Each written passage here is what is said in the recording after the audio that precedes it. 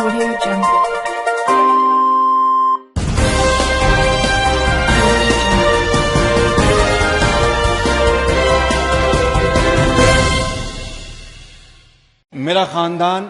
میرے خاندان کو 22 خاندانوں میں شمار نہیں ہوتا تھا. مجھے اس کے اوپر باعث فخر ہے کہ میرے والد کا تعلق ایک غریب کسان کے گھرانے سے تھا. ہندوستان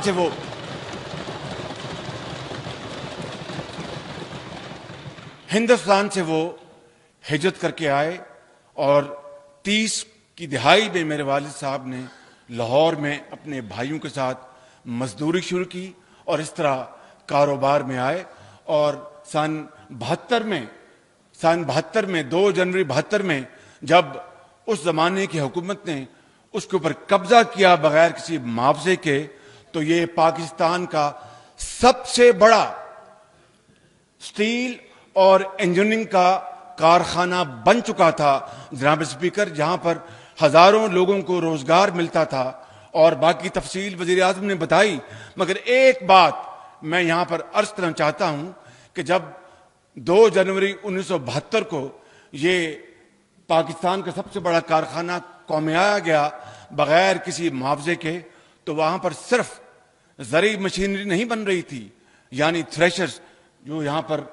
زرعی زندگی سے تعلق رکھنے والے میرے معزز بھائی موجود ہیں، ان کے بزرگوں کو اس کا علم ہے کہ اس زمانے میں اتفاق کا تھریشر پورے پاکستان میں وہاں پر بکتا تھا ہر جگہ. خالی زرعی مشینری نہیں، خالی دوسری مشینری نہیں، وہاں پر چونکہ 71 میں اپنا جنگ ہوئی تھی تو جنگی ساز و سامان بھی اس فیکٹری میں بنتا تھا. اس کے اوپر مجھے فخر ہے کہ وہ پاکستان کا حصہ ہے. قوم آج اس کا فیصلہ کرنا چاہتی ہے. امانت اور دیانت اور کرپشن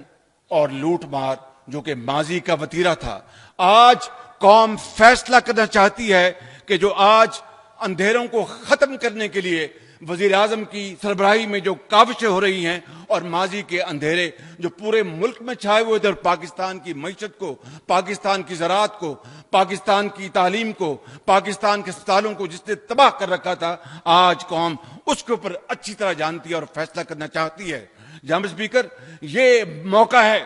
کہ اب فیصلہ ہو جائے کہ قوم نے اس راستے جانا ہے یا اس راستے جانا ہے. فیصلہ ہو جائے کہ جو لوٹ مار جو ہوئی، میگا سکینڈلز ہوئے، میں ایک نہیں میں 20 کا نام لے سکتا ہوں اس معزز ایوان میں آپ کی خدمت میں، لیکن سب جانتے ہیں کسی کا نام لینا مقصود نہیں، کسی سکینڈل کا نام لینا مقصود نہیں. مقصود یہ ہے کہ اس ملک کو اگر 69 سالوں میں کھوکھلا کر دیا گیا، کرپشن، کمیشن، زمینوں کے اوپر قبضے اور کک بیکس، آج قوم متحد ہے کہ ہمیں نہ صرف اس ماضی کا ہمیں احتساب کرنا ہوگا بلکہ آئندہ کے لیے ایسا راستہ منتخب کریں کہ کوئی مائی کا لال اس غریب قوم کے یتیموں کے اور بچوں کے ان کے پیسے کھا سکے. لیکن آج اگر الحمدللہ پاکستان میں اس شدید گرمی کے باوجود اگر آج لوگ اگر سڑکوں پہ نہیں آئے یا آ رہے جو ماضی میں آیا کرتے تھے، تو اس کی واحد وجہ ایک ہے کہ اللہ تعالیٰ کے فضل و کرم سے وہ پر امید ہیں کہ اگلے سال اور اس سے اگلے سال اس ملک کے اندر اندھیرے چھٹ جائیں گے اور ہر طرف روشنی ہوگی. بالکل سمجھتا ہوں کہ جو لوگ سی پیک کی منزل کو کھوٹا کرنا چاہتے ہیں، جو لوگ دوبارہ دھرنوں کی سیاست کی زبان استعمال کرنا چاہتے ہیں، جو لوگ دوبارہ اس ترقی کے سفر کو دوبارہ خراب کرنا چاہتے ہیں، خدا کی قسم یہ قوم ان کو چوراہوں میں ان کے گریبان پکڑے ان کا حساب لے گی ان سے. بالکل میں ان کی خدمت میں اپنے بھائیوں، بزرگوں اور بہنوں کی خدمت میں عرض کرنا چاہتا ہوں، یہ کوئی میری اور تیری کی بات نہیں، یہ